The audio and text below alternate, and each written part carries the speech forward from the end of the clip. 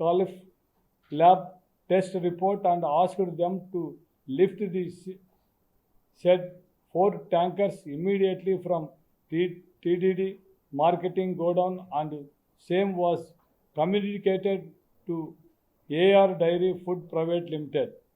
అంటే వాళ్ళకు ఈ మెయిల్లోనే వాళ్ళకు పంపించడం జరిగింది, ఇది కల్తీ జరిగింది తీసుకొని పోండి. ఈ ఆరోపణలున్న 4 ట్యాంకర్లను జూలై 25, 2024లో టీడీడీ గోడౌన్ నుంచి వెనక్కి పంపారు.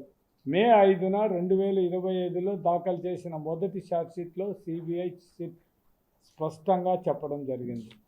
అంటే Vaishnavi dairy special private limited enjoyed to the deliberated to scheme to the resupply the ghee in 4 tankers of AP dairy that had been rejected by the TDD on the ground of adulteration.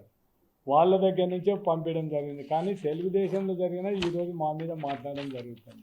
అంటే మనం ఒక్కసారి ఆలోచించాల్సింది ఒకటే, చంద్రబాబు నాయుడు హయాంలో జరిగితే ఏదో జగన్మోహన్ రెడ్డిని రాజకీయంగా ఎదుర్కోలేక ఏదో దురదృష్టం